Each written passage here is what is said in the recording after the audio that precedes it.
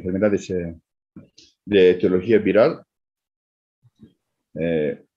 Como verán ustedes, esta es una patología también, ya en la actualidad, en su momento, si recuerdan, una también epidemia por el 2009-2010 de la influenza H1N1.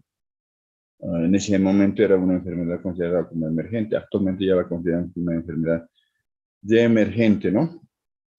Entonces, también ustedes este tema ya deben conocer. Vamos a hacer un pequeño repaso de esto y cuando gusten, me hacen anotar alguna deficiencia o algo que deseen consultar.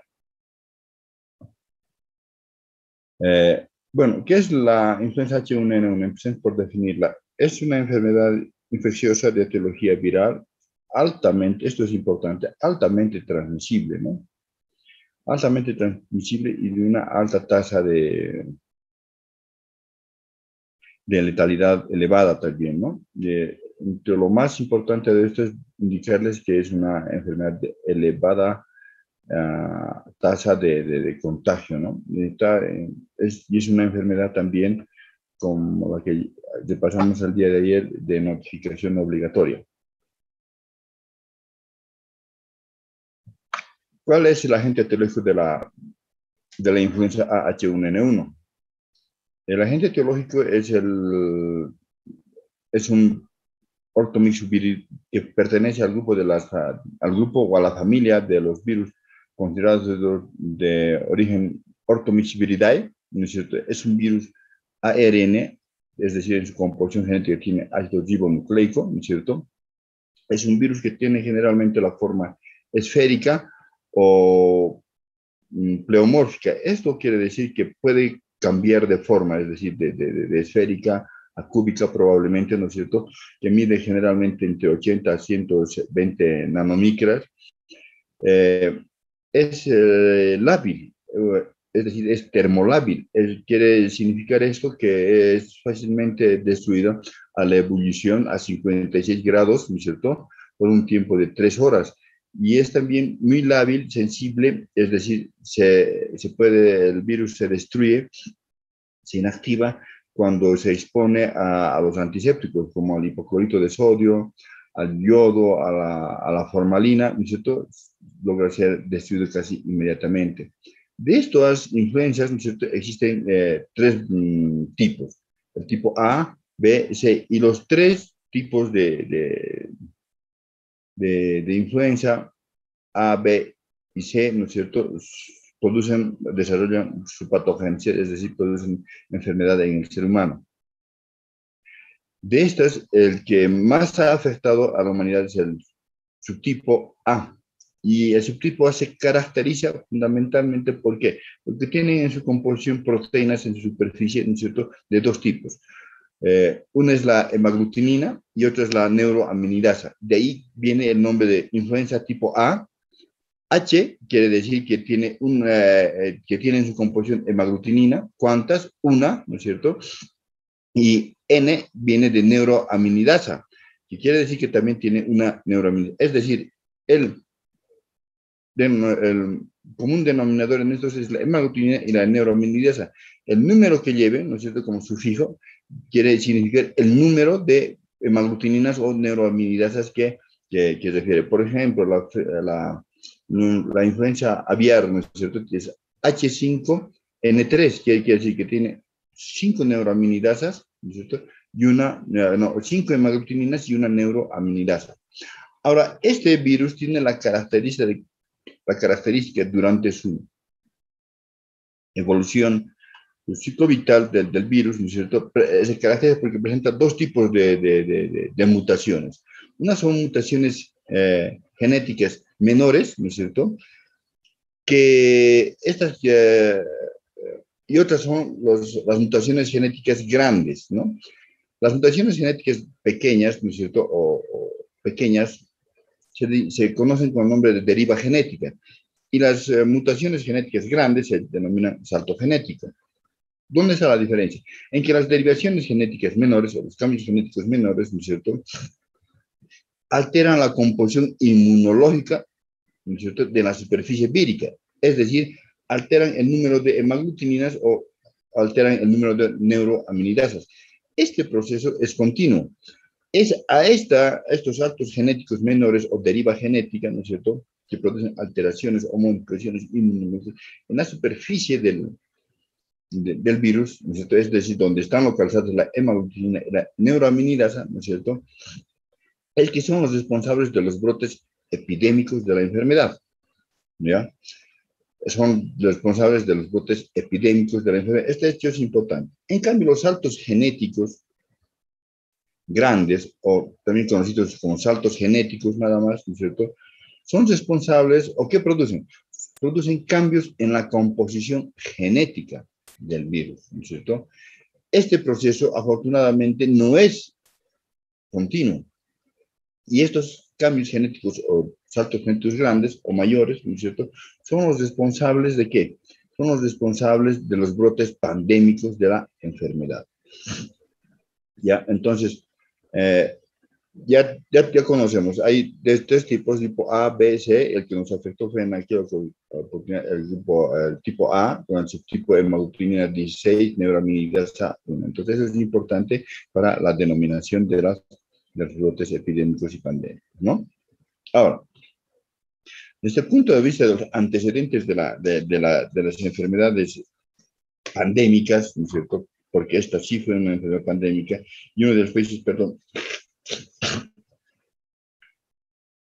más afectados en el continente latinoamericano fue, por ejemplo, México, ¿no?, con una gran incidencia y una gran tasa de letalidad, ¿no? Entonces, y estos brotes de la influenza ya anteriormente en la historia de la humanidad se presentaron. Por ejemplo, así que se estima que las primeras descripciones, ¿no es cierto?, de brotes pandémicos de influenza, ¿no es cierto?, ya fueron descritos por Zillenheim en 1510, ¿no?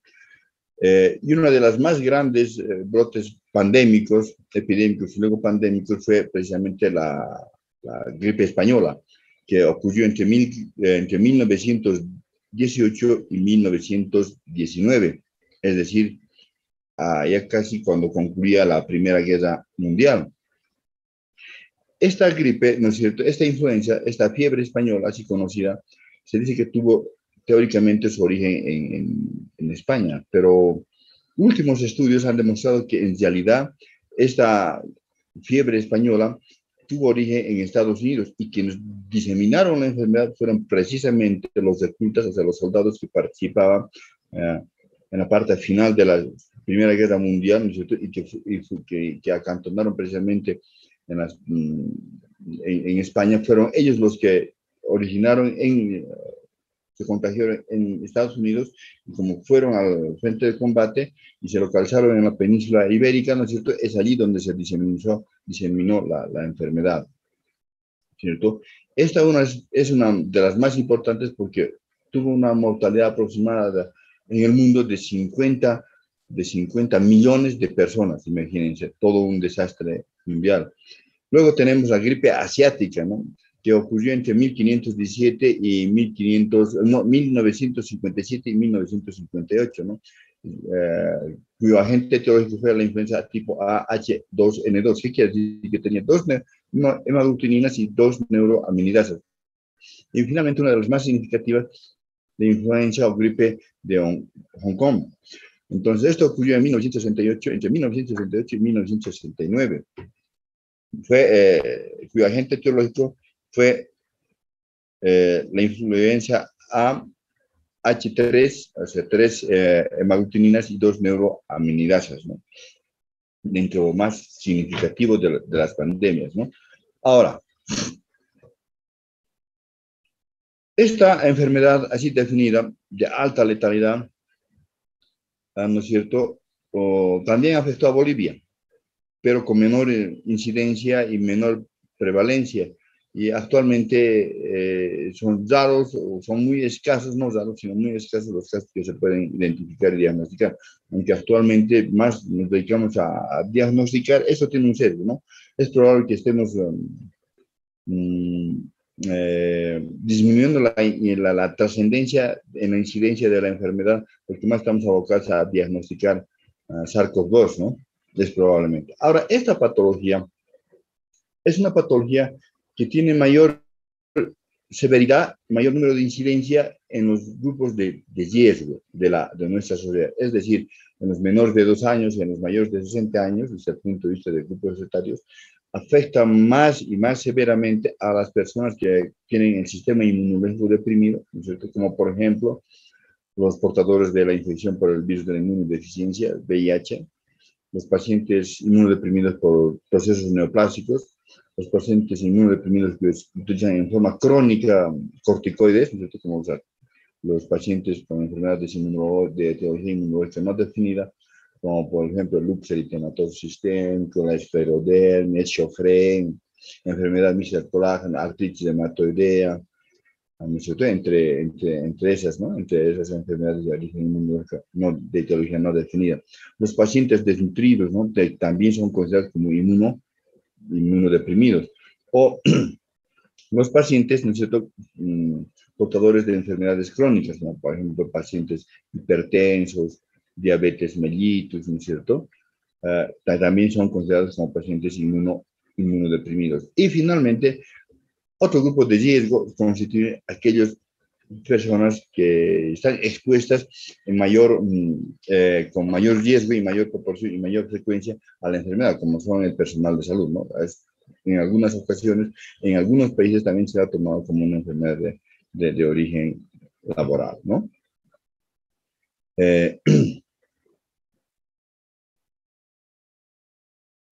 Desde el punto de vista epidemiológico, ¿qué debemos decir?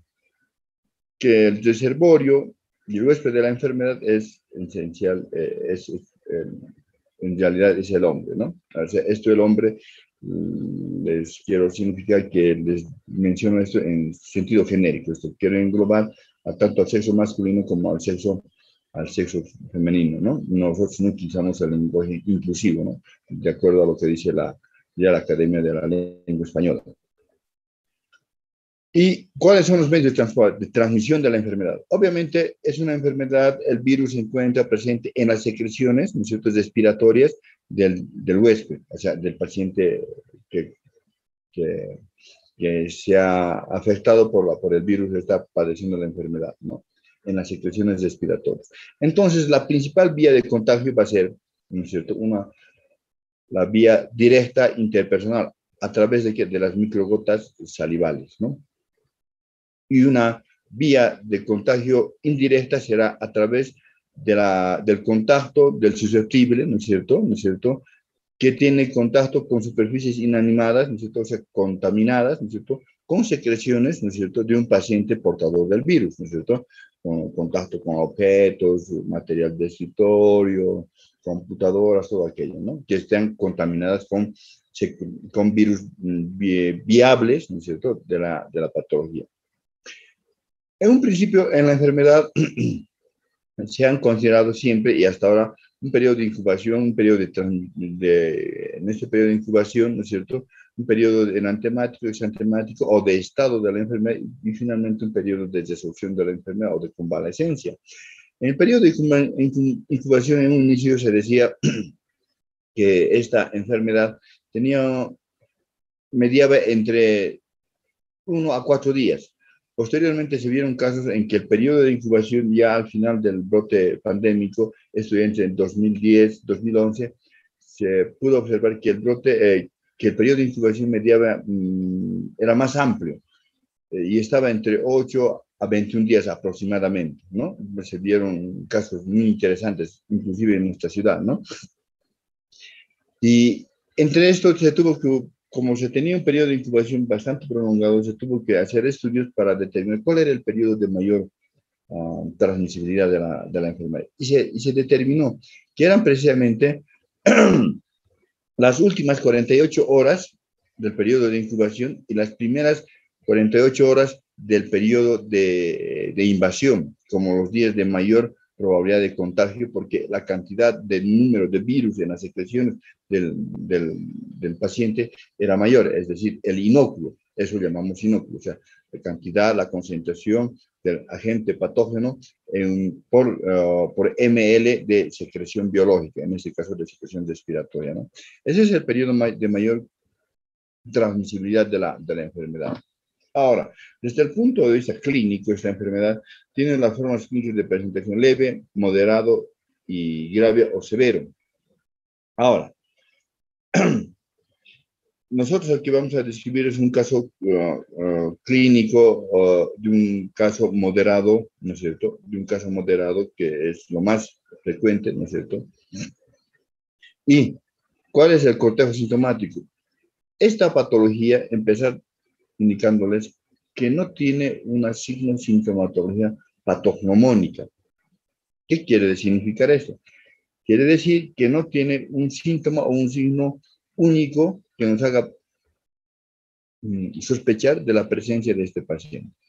Todo el cortejo sintomático que presentan los pacientes que son portadores del virus de la influenza A, H1N1 son concurrentes, es decir, son comunes a todas las formas de influenza, exceptuando algún pequeño indicio, ¿no es cierto?, como es que se dice que esta patología tiene una ligera diferencia con las otras influencias porque produce una gran alteración del estado general, es decir, prácticamente al paciente termina por tumbarlo, lo que no ocurre con las otras influencias, ¿no es cierto? O sea, esta influenza AH1N1, ¿qué hace? Lo postra al paciente, lo tumba, lo pone en cama, por la gran mialgia alteración que produce, que probablemente lo único que la diferencia. Y esto generalmente ocurre entre el cuarto o sexto día de evolución de la enfermedad. Por lo demás, tiene casi la misma sintomatología. Es decir, va a cursar este paciente con ¿qué? Con fiebre que generalmente transcurre o cursa entre los 38 y 39 grados centígrados. Esta fiebre generalmente es mucho más intensa entre el segundo o tercer día. Está acompañada en su evolución también de escalofríos, ¿no es cierto? Cefalea que generalmente es frontal y gravativa y más raramente es holocraneana, es decir, afecta a todo el encéfalo, ¿no es cierto? Estornudos, expectoración a un inicio de tipo mucosa, ¿no es cierto? Es decir, tos con expectoración mucosa, a un inicio cuando el proceso infeccioso viral no ha complicado con un proceso infeccioso neumónico o bacteriano, ¿no es cierto? Disnea, odinofagia, disfagia. Suelen también presentar sintomatología de tipo gastrointestinal, ¿no es cierto? Como náuseas, vómitos, y se ha visto que aproximadamente el 50% de los pacientes terminan por presentar despeños diarreicos de curso autolimitado, ¿no es cierto? Suelen presentar conjuntivitis, es decir, inyección conjuntival, otitis, ¿no es cierto? O sea, esto quiere decir dolor retroauricular, ¿no es cierto? Y lo que les decía, gran alteración del estado general. Termina por tumbar al paciente, ¿no es cierto? Y esto ocurre generalmente entre el cuarto y sexto día de evolución. Gran postración, ¿no es cierto? Y en este momento, en ese caso, que se presentarán las tres As de Jiménez Díaz, ¿no es cierto? Que ahí están, como verán, tres As de Jiménez Díaz, ¿no es cierto? Que quiere decir astenia, adinamia y anorexia, ¿no? Y de ahí, ¿por qué tiempo más o menos se extiende todo este proceso? Por unos 7 a 9 días en aquellos pacientes que no han terminado por presentar complicaciones de la vía respiratoria baja o infecciones bacterianas, ¿no? Es decir, neumonía etiología viral o neumonía sobreagregada con agentes bacterianos, ¿no es cierto?, propios de cada región. Entonces, de ahí que se menciona que esta influenza viene en 3 días, se queda 3 días y se va en 3 días, es decir, aproximadamente durante entre 6 y 9 días todo este proceso. Cuando el paciente no complica con enfermedades de la vía respiratoria baja, ¿no? Es decir, como neumonía viral o neumonía bacteriana o insuficiencia respiratoria, como consecuencia de esas otras complicaciones que pueden venir con insuficiencia respiratoria, ¿no es cierto? O distrés respiratoria, ¿no? Pero ya como complicaciones, ¿no? En ese caso, la enfermedad no durará los 9 días, ¿no? su evolución será más prolongada, ¿no? Y obviamente el pronóstico desfavorable, ¿no? Ahora, entonces nos toca realizar lo que es el diagnóstico. Entonces, el diagnóstico en esta enfermedad tiene que ser enfocada desde 4 puntos de vista. Uno, desde el punto de vista epidemiológico, clínico, radiológico y desde el punto de vista etiológico de la enfermedad. Desde el punto de vista etiológico de la enfermedad. Estos son los 4 parámetros que tenemos que tomar.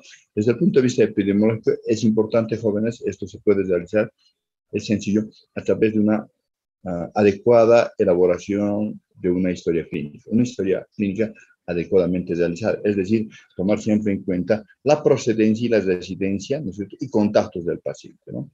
Eh, antes, antes de hablar de este aspecto de la parte epidemiológica, para eso, ¿qué necesitamos? Es sine qua non, es decir, es importante, es fundamental que el médico, ¿no es cierto?, independientemente del lugar, la residencia, el lugar de trabajo, las condiciones de trabajo, ¿no es cierto?, debe estar informado, adecuadamente informado. Esto es importante en un médico, ¿no?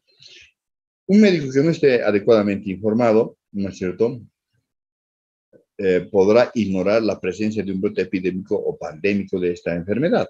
Por eso es importante que el médico siempre mínimamente debe estar informado, ¿no? ¿Y para qué? Para esto le va a destruir grandes éxitos en el sentido de que le va a permitir realizar una historia clínica adecuada y adecuadamente contextualizada, ¿no? Y aquí ya sí podrá tener datos sobre ¿no?, incidir sobre lo que es la procedencia o residencia del paciente o contactos del paciente, ¿no? Desde el punto de vista clínico, hemos visto que no existen grandes síntomas o signos que sean propios de la enfermedad. Es decir, lo que más podemos rescatar es que esta enfermedad viene 3 días, se queda 3 días, se va en 3 días, pero mientras tanto ya sucedió todo, ¿no? Es probable que haya podido complicar. Entonces, ¿a qué recurrimos? Que esta enfermedad produce fiebre, cefalea, un cierto importante, muchas veces en el 50% de los pacientes, despeños diarreicos, náuseas o vómitos, ¿no es cierto? Y lo que es más fundamental, que la gran postración que produce en el paciente. Al paciente termina por tumbarlo y en este momento será característico las cesadas de Jiménez Díaz, que también es un signo o un síntoma concurrente a todas las patologías. Cesadas de Jiménez Díaz se piensa en todas las enfermedades, infecciosas o no infecciosas, virales, bacterias, en todas, ¿no? Tampoco es patognomónico. Entonces, como tenemos que los más grandes síntomas son que la gran postración del paciente, ¿no? Y probablemente los despeños diarreicos, ¿no? Desde el punto de vista clínico, ¿no? Y o no buscando también si no existen complicaciones de esta patología, ¿no es cierto?, de la vía respiratoria baja, es decir, neumonía, que puede ser de distinta naturaleza, viral, bacteriana, ¿no es cierto?, o signos de insuficiencia respiratoria o distrés respiratorio. Desde el punto de vista radiológico nos va a orientar fundamentalmente la presencia de ¿qué? De un patrón radiológico clásico de una neumonía viral, es decir, el patrón intersticial, ¿no? Es fundamental. Tenemos que buscar y vamos a ver alguna fotografía de aquello, ¿no? Desde el punto de vista virológico, es decir, con nosotros tenemos antecedente epidemiológico positivo para influenza A, H1N1, sospecha clínica a través de lo que hemos repasado, y o sospecha radiológica, las tres o una de las tres, ¿qué tenemos que hacer? Confirmar la presencia del virus en el sospechoso portador de la enfermedad, ¿no? Y para eso, ¿qué tenemos? Exámenes complementarios que sean obviamente inmunoserológicos, ¿no es cierto? Y los exámenes generales que son orientadores, pero que no son patognomónicos de la enfermedad. Entre esos que tenemos, que en el hemograma que podemos ver en una enfermedad infecciosa de etiología viral, leucopenia, leucocitosis o neutropenia, ¿no es cierto?, hiperglucemia, ¿no es cierto?, elevación de los niveles de creatinemia, hipercreatinemia y elevación de las aminotransferasas, es decir, la transaminasa glutámica oxaloacética y la transaminasa glutámica pirúvica, ¿no? Esto vamos a ver de la siguiente forma, ¿no? Desde el punto de vista de los exámenes, uno tendremos que ver siempre ¿qué? Determinar la presencia de ¿qué?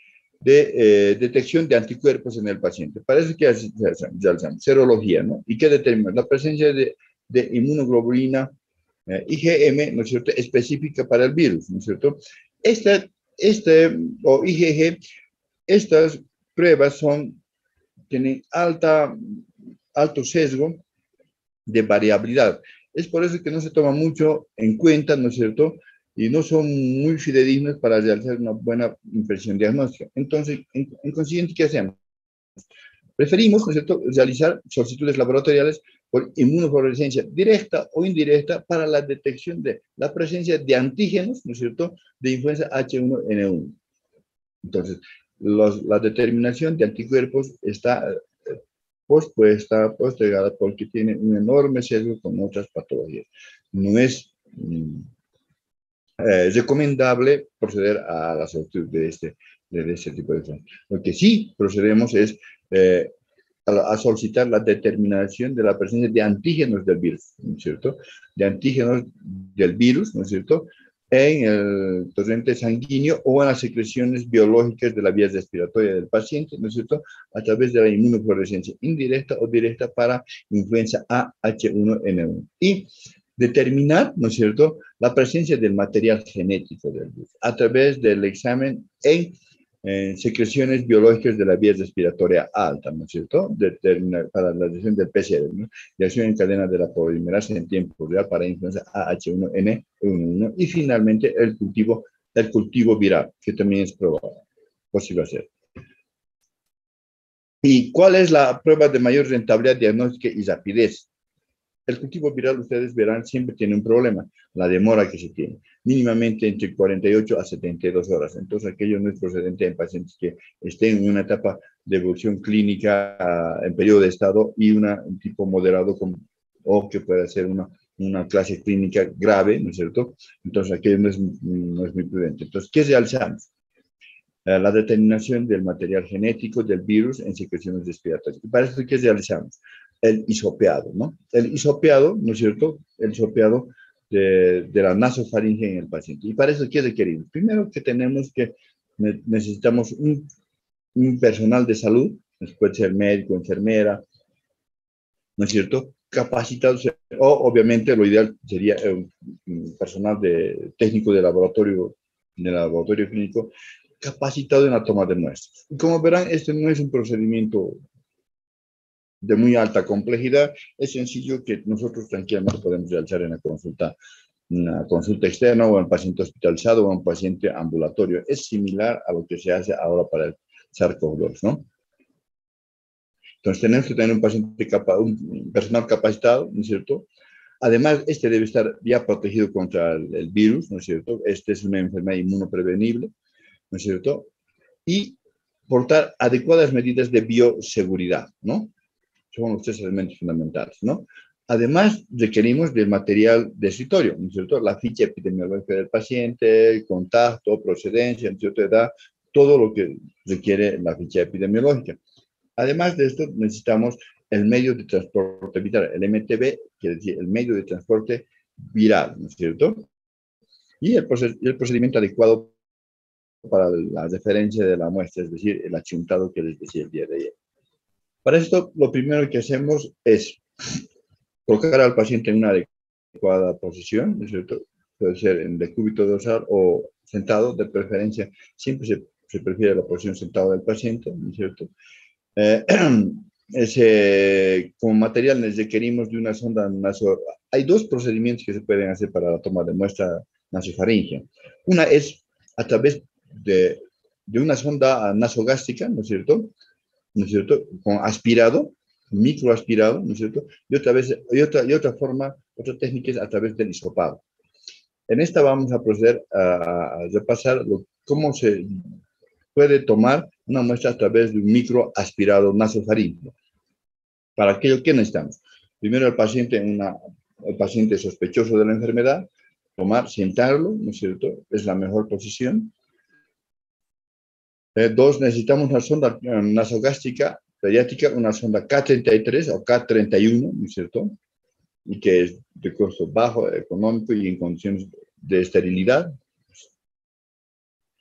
Conectar esta sonda, ¿no es cierto?, para el aspirado a un equipo de microaspirado externo, ¿no es cierto?, Y esto generalmente no disponemos. Entonces, como alternativa a eso, podemos conectar esta sonda K33, sonda nasogástrica K33, que se utiliza generalmente en neonatología, ¿no es cierto? K33 o K31.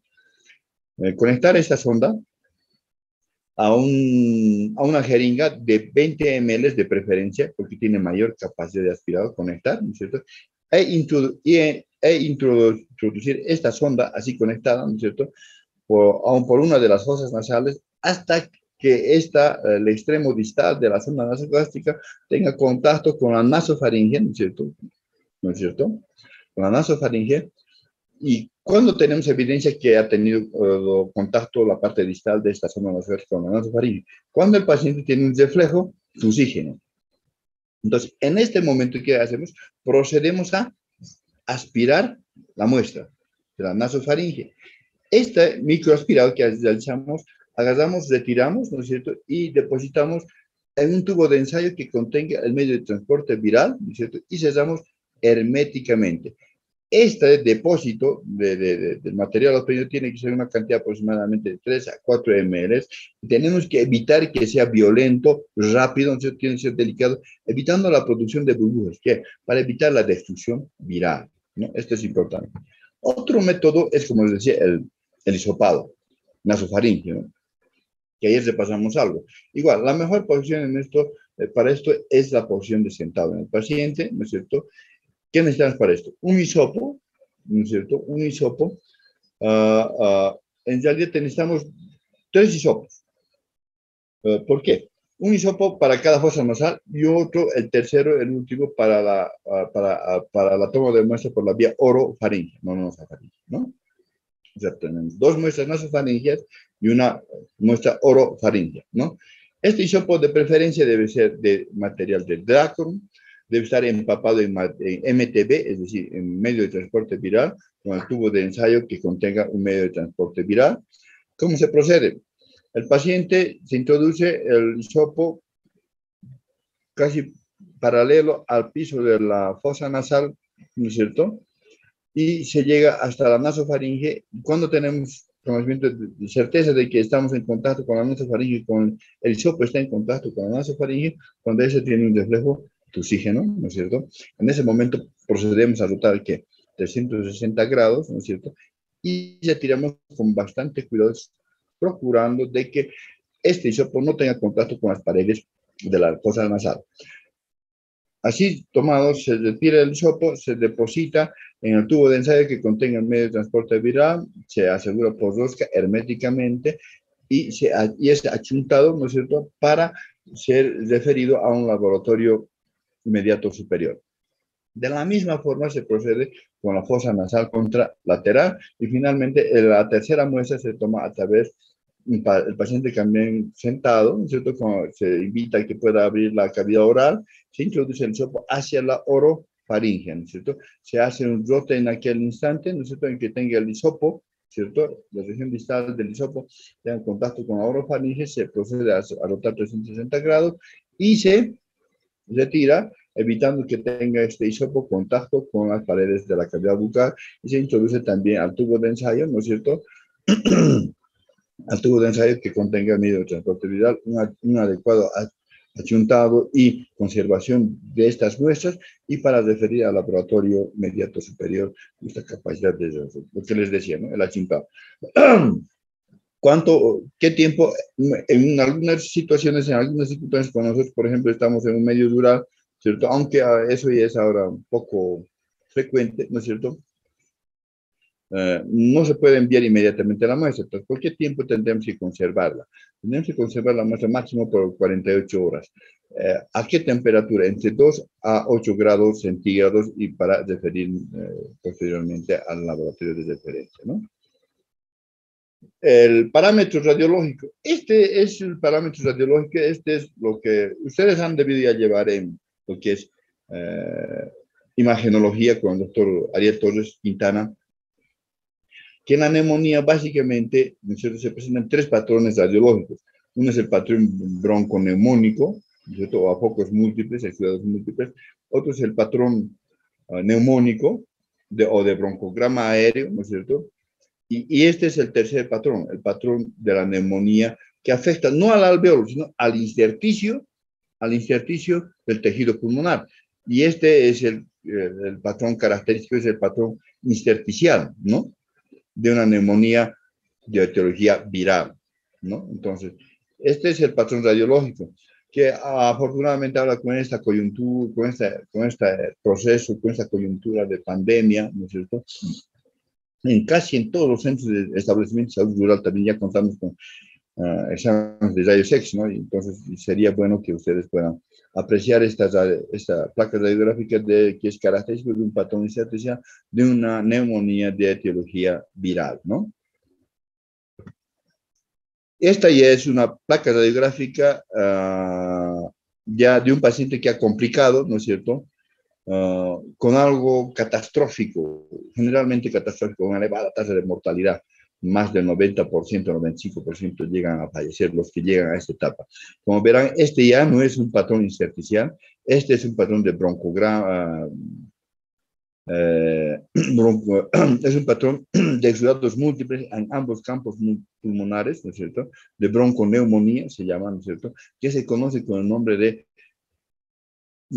síndrome de distrés respiratorio del adulto, ¿no? Síndrome de distrés respiratorio del adulto, por ejemplo, aquí podrán ver que este paciente tiene cardiomegalia, exudada la placa está prácticamente invadida de abundantes secreciones, ¿no es cierto? Lo que llamamos en radiología exudados blandos apicocaudales, es decir, desde el vértice hasta la base del pulmón, ¿no es cierto? Desde el vértice hasta la base del pulmón, bilateral en ambos pulmones, campo pulmonar derecho, campo pulmonar izquierdo, ¿no es cierto? Y los exudados múltiples, ¿no es cierto? Este es, es un patrón de bronconeumonía, y estas otras lesiones hiperclaras que ven acá son los electrodos con los cuales se están monitoreando al paciente, ¿no?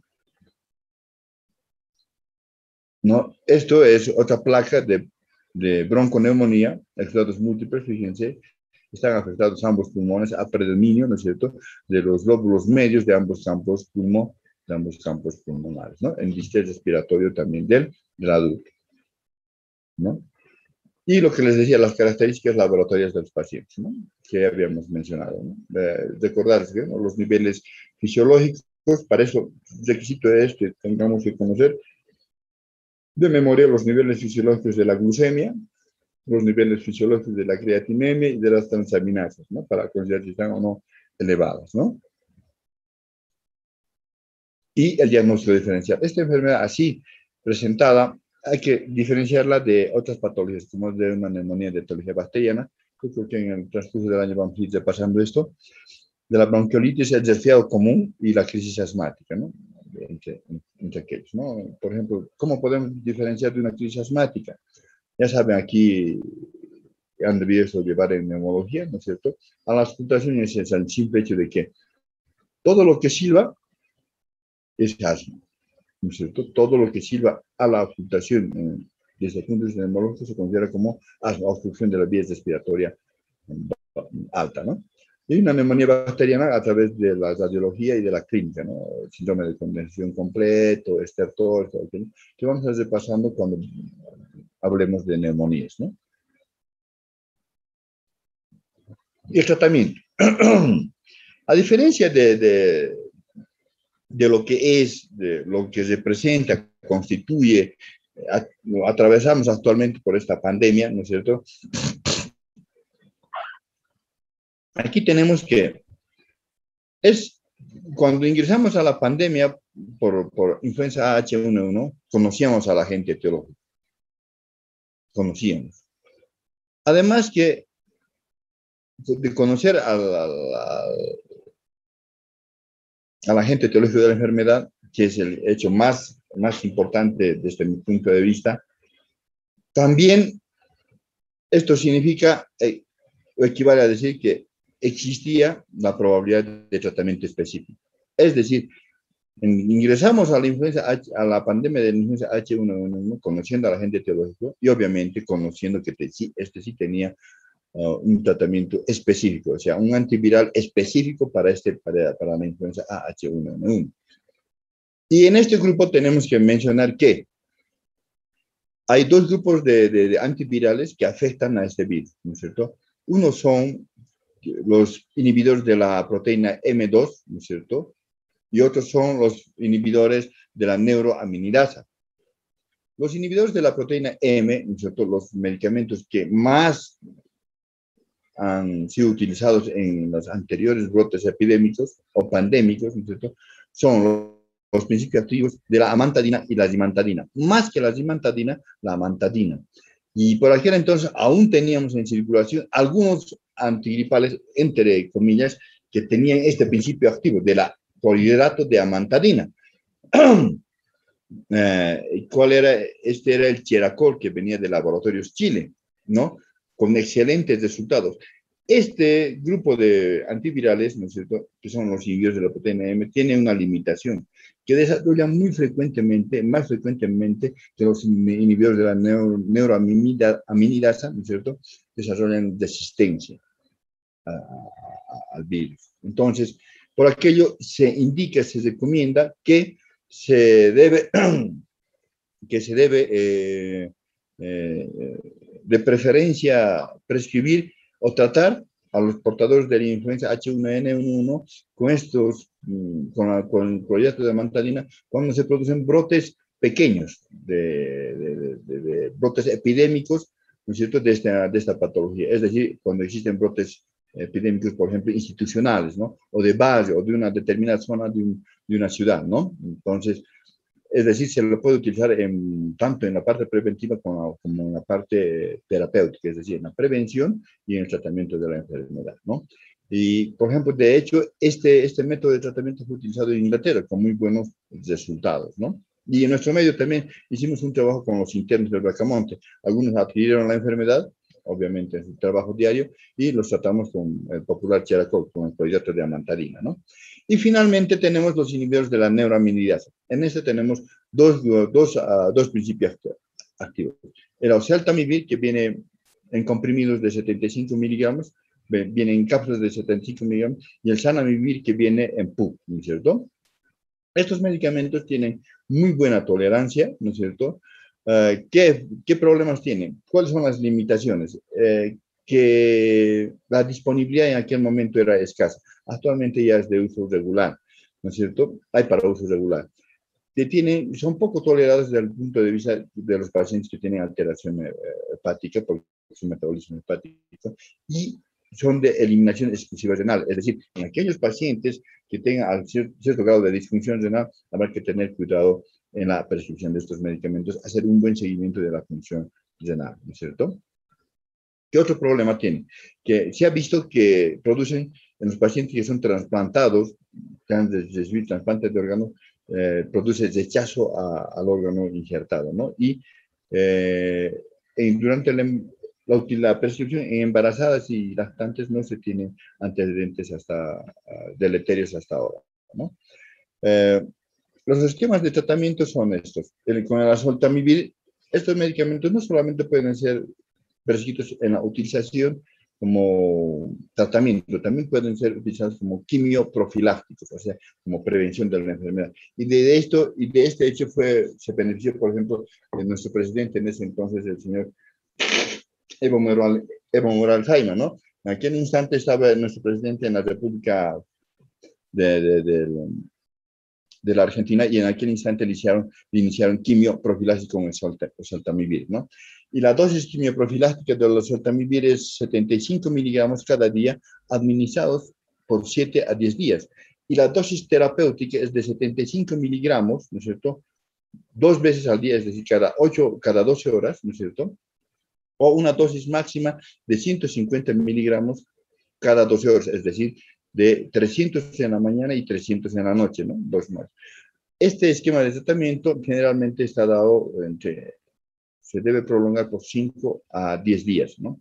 ¿Qué utilizábamos nosotros en el Bracamonte? Preferíamos ir a las dosis máximas, es decir, 150 miligramos cada 12 horas, ¿no? Por 5 a 10 días. Inclusive hemos llegado a utilizar hasta por 13 días este medicamento, ¿no? Con adecuada respuesta al plan terapéutico, ¿no? Y El otro grupo farmacológico es el zanamivir. Este viene en PUB, como les dije, ¿no es cierto? Esto también se puede prescribir como profilaxis, ¿no es cierto? En 2 inhalaciones, ¿no es cierto? Por día, ¿no es cierto? Por 7 a 10 días en niños que estén mayores de 5 años. Menores de 5 años no deben utilizar este medicamento por el deterioro que produce en la orofaringe. Ahora, en los mayores de 7 años, ¿no es cierto?, se debe prescribir, ¿no es cierto?, 2 inhalaciones 2 veces al día. ¿Por qué tiempo? Por 5 días. ¿Cuáles son los efectos colaterales? Lo que se ha visto es que produce bastante broncoespasmo, ¿no es cierto?, náuseas, vómitos y vértigo. Entonces, por aquel hecho, este principio activo es poco utilizado y, de hecho, en el Barca Mountain News medio hemos llegado a utilizar, porque además no teníamos el principio activo, ¿no? Esta presentación, personalmente no la conozco.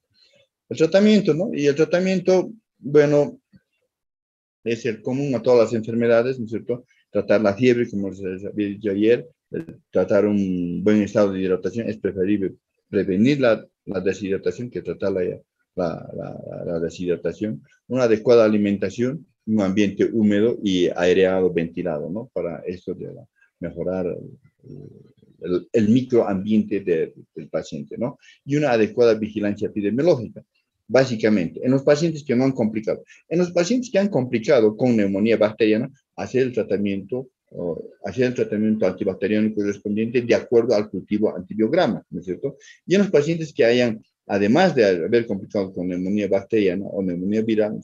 Al realizar el tratamiento de insuficiencia respiratoria cuando no hemos cumplido.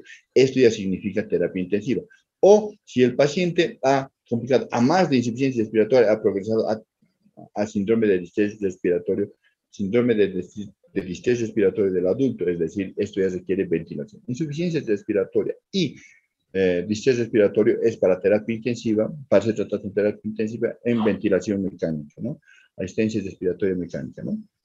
En los pacientes complicados. Eso ya de otro nivel, de tercer nivel de atención, ¿no? Y finalmente, hablar un poco sobre las complicaciones. Las complicaciones que produce la influenza H1N1 pueden ser clasificadas en 2 grupos, en pulmonares y extrapulmonares. En las respiratorias tenemos fundamentalmente, como decía, la neumonía viral, la neumonía desarrollada por bacterias, la insuficiencia respiratoria aguda, eso quiere decir IRA, y el síndrome de distrés respiratorio del adulto. Entre las complicaciones extrarrespiratorias del paciente, que es frecuente, hemos visto muchas veces, más de una vez, ¿no es cierto? Síndrome de Guillain-Barré, es decir, una parálisis ascendente, ¿no es cierto? ¿No? De ascendental, ¿no es cierto? A reflexia absoluta, ¿no es cierto? Que puede llegar a comprometer hasta a nivel del centro respiratorio y finalmente evitar el paciente por paro respiratorio, por afección del centro de la respiración que se encuentra, usted sabe, en el bulbo dactílico ventral, ¿no es cierto? Las abdomiólisis, ¿no es cierto? Es por mismo aquello que están elevadas las transaminasas, ¿no es cierto? El síndrome de Reyer, ustedes saben que se trata de una patología, afortunadamente, con muy escasa incidencia y prevalencia, ¿no es cierto? Que se caracteriza por una encefalopatía, ¿no es cierto?, secundaria a una enfermedad hepática, secundaria se aduce a una adecuada prescripción o dosificación del ácido acetilsalicílico, aspirina. Por aquel hecho, el antitérmico más frecuentemente utilizado es la aspirina, el paracetamol, ¿no? Miocarditis, ¿no es cierto?, que se han detectado casos, o sea que generalmente más frecuentemente se caracterizan porque el paciente presenta altos niveles de frecuencia cardíaca superior generalmente a 120, siempre de tipo sinusal, ¿no es cierto? Y finalmente el choque tóxico, o choque séptico o tóxico, ¿no es cierto? Entre las complicaciones respiratorias de la enfermedad. Y como les decía, esta es una enfermedad inmunoprevenible. Esta es la tríada clásica del síndrome de distrés respiratorio del adulto, ¿no? Disnea de presentación aguda, una hipoxia refractaria al tratamiento con oxígeno. ¿Qué quiere decir? Y eso se llama hipoxia hipoxémica. Admitamos al paciente con distrés respiratorio que esté cursando distrés de oxígeno y en vez de incrementar la saturación de oxígeno, desciende la saturación de oxígeno. Eso es hipoxemia refractaria a la oxigenoterapia, ¿no? E infiltrados pulmonares bilaterales, como habíamos visto en las placas radiográficas previas, ¿no? y la vacunación, ¿no? La vacunación, ¿no es cierto?, se debe practicar a todos los menores de 2 años de prioridad y a los mayores de 60 años. ¿No? Ahora actualmente esta vacunación es regular, se hace anualmente. Esas vacunas son actualizadas actualmente, anualmente, es decir, no todos los años les administra toda la misma vacuna del año previo, sino se actualiza de acuerdo a la circulación de las nuevas cepas, de acuerdo a la deriva genética, ¿no? De acuerdo a la deriva genética, es decir, de cuánto neuroamilasa, de cuánta melatonina tiene, porque eso se va modificando anualmente por la mutación del virus, ¿no? Eso sería todo. Muchas gracias. Si tienen alguna consulta a los señores, estoy presto a absolverles. Bueno, a no existir, entonces nos vemos la próxima clase, jóvenes, el día lunes. Que tengan un buen resto de jornada y una excelente semana. Buenos días, hasta la próxima clase. Profesor, buenos días.